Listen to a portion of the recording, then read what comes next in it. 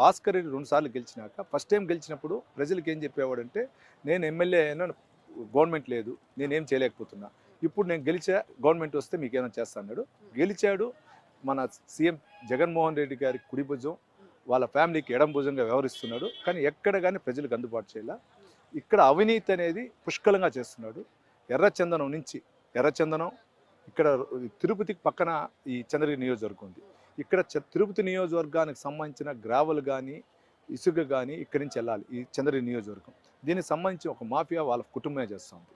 అదేవిధంగా ఈ తిరుపతిలో ఉన్న ఆనుకున్నటువంటి రూరల్ మండలంలో మఠం ల్యాండ్స్ ఎక్కువ. ఆ మఠం ల్యాండ్స్ కూడా ఆక్యుపై చేసుకునేది భాస్కర్ రెడ్డి. అదేవిధంగా ఇక్కడ మేజర్గా యువతకి ఆ రోజు నేను ఉద్యోగాలు ఇస్తాను, ఇంతవరకు ఒక్క యువత ఉద్యోగం వెళ్ళా, ఒక పారిశ్రామిక రంగాలు. కానీ ఇండియాలో ఎవరు చేయనటువంటి ఒక పారిశ్రామిక రంగం, ఒక ఇండస్ట్రీ తెచ్చాడు చంద్రగిరికి. దానికైతే మీ ద్వారా ఒక చెప్పదలుచు ఏదంటే ఆ ఇండస్ట్రీ గంజా ఇండస్ట్రీ. ఇంతవరకు దేశంలో ఎక్కడ తేలా చంద్రగిరి నియోజకవర్గానికి గంజా ఇండస్ట్రీ తెచ్చిన ఘనత చెవిరెడ్డి భాస్కర్ రెడ్డి తెచ్చింది. కాబట్టి అది ఏం చేసిన ఇది ఈ అనుకూల పరిస్థితుల వల్ల నాకు నమ్మకం ఉంది. గత 4-5 నెలల నుంచి మీరు చెప్తూ ఉన్నారు చెవిరెడ్డి భాస్కర్ రెడ్డి 4,000 కోట్లతో రెడీగా ఉన్నారు, ప్రతి ఓటర్కి 10,000 ఇవ్వబోతున్నారని చెప్పి. వాళ్ళు ఏం చెప్తున్నారంటే సో ఇదే ప్రజల్లోకి తీసుకెళ్లాలనుకుంటున్నారు, ఎందుకంటే వాళ్ళు ఏం చేశారు చంద్రగిరి నియోజకవర్గానికంటే చెప్పుకోవడానికి ఏమీ లేదు అని ప్రధానంగా అదే ప్రజల్లోకి తీసుకెళ్ళడానికి ప్రయత్నం చేస్తున్నారు. ఏం చెప్తారు? చంద్రగిరి నియోజకవర్గంలో 2014లో తెలుగుదేశం ప్రభుత్వం ఉన్నప్పుడు ఇక్కడ రేషన్ కార్డులు ఉండొచ్చు, పెన్షన్లు ఉండొచ్చు, అందరికీ బడుగు బలహీన వాళ్ళకి ఇచ్చేవారు. ఈరోజు మీరు చెప్పిన విధంగా 4,000 కోట్లు కాదండి, సుమారు 5,000 కోట్లు సంపాదించారు. ఎవ్రీ మంత్ ఆయనకు ఆదాయం వచ్చి 50 నుంచి 70 కోట్లు. అది రాష్ట్రంలో ఉండే వైసీపీ నాయకులకు కూడా తెలుసు. అంటే ఎవ్రీ మంత్ నేను చెప్పింది వచ్చి ఆ మాట 6 మంత్స్ బ్యాక్.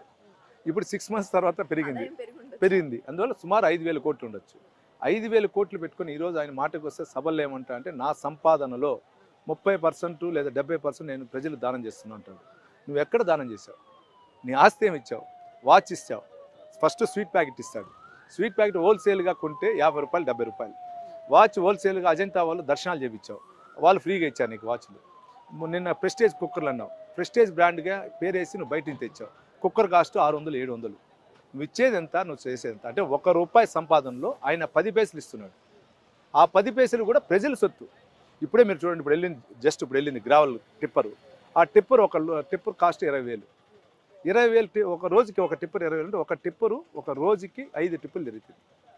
ఈ విధంగా 10 నుంచి 15 టిప్పులు తిరుగుతుంది. అంటే ఒక రోజు ఇక్కడ ఆర్సీపురంలో గ్రావెల్లోనే 2 నుంచి 3 లక్షలు.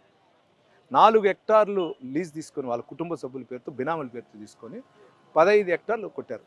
దాన్ని మైన్స్కి రిపోర్ట్ ఇచ్చాం, అధికారులకు ఇచ్చాం, ఎవరు యంత్రాంగం పట్టించుకోవట్లేదు. అదేవిధంగా ఓటుకి 10,000. ఓటుకి 10,000 అంటే నేను ప్రజలకు చెప్పేది ఏమంటే చంద్రబాబు నాయుడు గారు మాకు అవినీతి నేర్పిలేదు, ప్రజల కష్టాలు తెలుసుకోమన్నాడు, ప్రజల కష్టాలు తీర్చమన్నాడు. మేము ఆ విధంగా వెళ్తున్నాం.